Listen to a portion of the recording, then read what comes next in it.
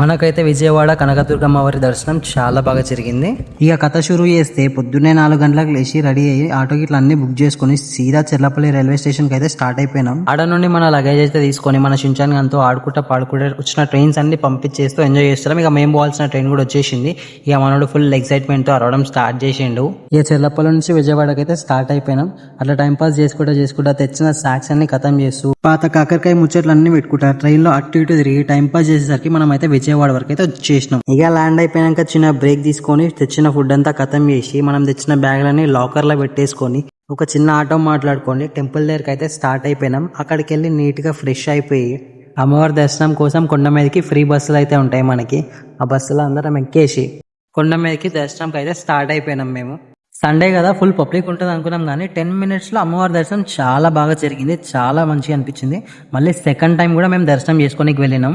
ఇక అట్లా తిరిగి మన చిన్నగా కాలు నొప్పులు స్టార్ట్ అయిపోయినాయి. మనకి మసాజ్లు, ఇక లొకేషన్లు, అక్కడ ఫోటోషూట్లు, అట్లా దర్శనం అయితే కంప్లీట్ చేసుకొని కిందకు వచ్చి ఒక ఐస్ క్రీమ్ తీసుకున్నాం. టేస్ట్ ఎట్లుందిరా చిన్నగా అంటే ముఖం మీదే బాలే అని చెప్పి పడేసిండు. ఇక ఆడ నుండి మనం రైల్వే స్టేషన్ కి బస్ లో వచ్చేసినాం. ఆన్ ది వేలోనే ఫుడ్ కూడా పార్సల్ తీసుకొని తినేసి ట్రైన్ కోసం వెయిట్ చేసి ట్రైన్ ఎక్కినాక నైట్ అంతా జర్నీ చేసి మార్నింగ్ 4:30కి అయితే మనం తిరుపతి రైల్వే స్టేషన్ లో ల్యాండ్ అయిపోయినాం.